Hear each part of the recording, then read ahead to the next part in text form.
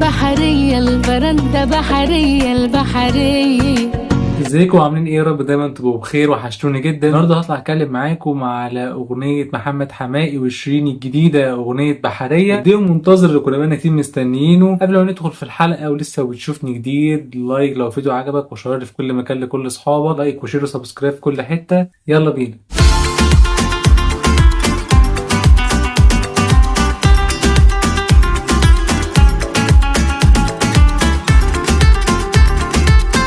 انا وانت شايف العصرية.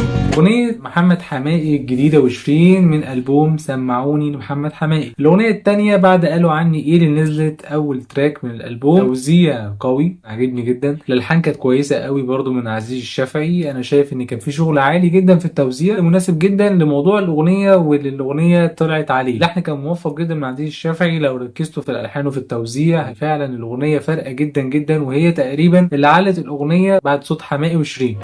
من ماما ما تخافش، من ماما دي عشرية بتموت فيا. مبسوط جدا بعودتها محمد حماقي وشيرين في ديو واحد تراك مع بعض، في حد ذاتها حاجه جامده جدا. من وجهه نظري شايف ان مش ده الديو المنتظر، مش ده الحاجه اللي انا كنت متوقعها ومستنيها. الاغنيه كده كده هتنجح. حماقي وشيرين اللي مش مناسبه كمان لمحمد حماقي ان هو ينزلها تاني اغنيه في الالبوم، كانت ممكن تضاف للاغاني كده تنزل كلها مع بعض. ده وجهه نظري، يعني انا شايف ان هي هتبقى مناسبه اكتر وهيتعدي والسلام. ما انا لا اشيلك انا جوا عيني، ما تنزلش كتراك تاني اساسي مع اول اغنيه. يعني انا اغنيه قالوا عني ايه ارجع اسمعها كتير، ولغايه دلوقتي بسمعها وعمال اكرر فيها. انا سمعت اغنيه بحريه عدتها اكتر من مره. لا مجنون انا ولا اتجننت. لا يا جماعه، الكلمات على المستوى، لا هي للاسف كانت على المستوى اللي ممكن اقول عليه مش احسن حاجه. فيها بعض الجمل الخفيفه والمعاني الجديده، او ممكن تلاقي فيه منها شويه حاجات كده غريبه، اللي هو تقف كده الوهله، هو ايه اللي انا بسمعه ده؟ انا حاسس ان في حاجه غلط، بس انا كمستمع وراجل بسمع مزيكا من زمان. برضه المفروض الاغنيه كان اسمها تعدي، حصل تغيير في حاجات كتيره، الاغنيه بقى اسمها بحريه. فبرضه الاسم برضه كان غريب ليا شويه اول ما سمعت الاسم وشفت الاعلان عن الاغنيه. خلال تجربتي المتواضعه انا بقول رايي الشخصي، يعني اللي هو اللي انا شايفه سميع، يعني مش ده اللي انا كنت مستنيه من محمد حماقي وشيرين. شيرين صوت قوي جدا واحنا بندعمها واقفين في ظهرها ان هي دي عودتها، رجعت وتقدم لنا اغاني وشغل. دي حاجه تانية طبعا، وغير ان صوتها كان وحشنا جدا. وحماقي برضه كان بقاله فتره غايب ووحشنا. انا شايف ان في احسن من كده، في افضل من كده نقدمه. ركبنا اللحن والتوزيع على كلام تاني كان ممكن يبقى احسن. انا بجد اللحن كان شاددني جدا طول الاغنيه، والتوزيع كمان. من ماما ما بخافش، من ماما دي عشرية. بقول توما وعزيز الشافعي كبير في اللحن وفي التوزيع. على مستوى الكلمات لا، احنا محتاجين نقف شويه. مش هو ده اللي انا كنت مستنيه بعد فتره، وان خلاص بقى في دي وهينزل لحماقي وشيرين مع بعض. مش دي القوه والحاجه اللي انا كنت فاكر ان هي هتعمل بوم وهتنزل هتقلب الدنيا. هي هتنجح عشان حماقي وشيرين، بس هي كموضوع انا مش شايف ان الموضوع يليق بنجمين كبار يتعمل معاهم ديو.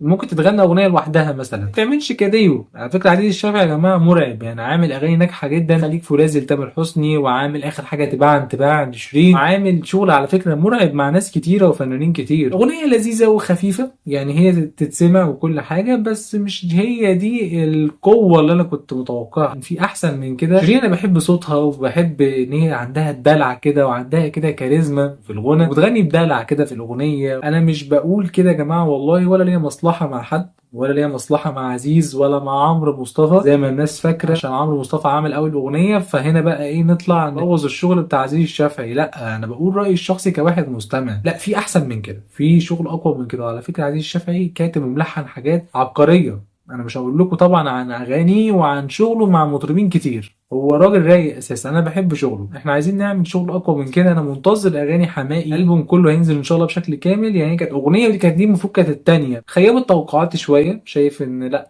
احنا هنا محتاجين نعلى شويه. لا، في احسن من حيث بس الكلمات، المزيكا والالحان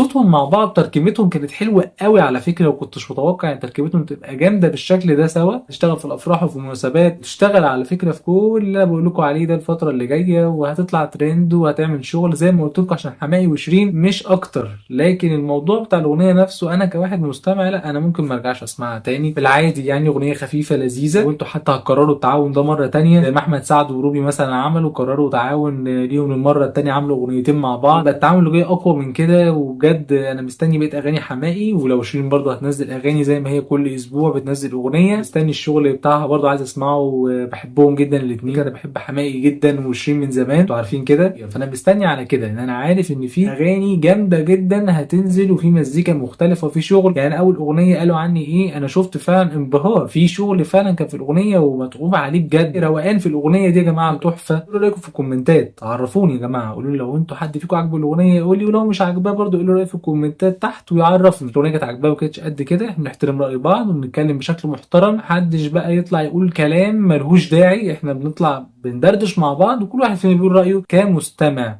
كواحد بيسمع مزيكا، سواء انا او اي حد بيتفرج عليا من الناس الجميله اللي انا بحبها اللي بتتابعني وبتتابع شغلي. انتوا عارفين ان انا صريح جدا وبتكلم معاكم كده، انا معاكم دغري. عجبتني تمام، ما عجبتنيش او ممكن تكون مش احسن حاجه برضه هقول لكم وهتكلم معاكم. انا مش مصلحه مع اي حد، معاكم انتوا وبطلع اشارككم برايي وبنتكلم مع بعض. يهمني لو انت لسه بتشوفني جديد اشترك في القناه وفعل زر الجرس، اعملوا لايك لو الفيديو عجبك، وشيروا في كل مكان كل اصحابكم قد ما تقدروا. ما تنسوش، اتمنى يكرروا التعاون ده مره تانية بحاجه اقوى من كده. بشكل عام تتسمع هي خفيفه، متحمس جدا اعوض بقى في الاغاني اللي جايه وبقيت البوم حماقي. انا متاكد ان احنا هنسمع حاجه جامده جدا هتعوضنا عن الاغنيه التانية. اشوفكم ان شاء الله على خير فيديو جديد، سلام.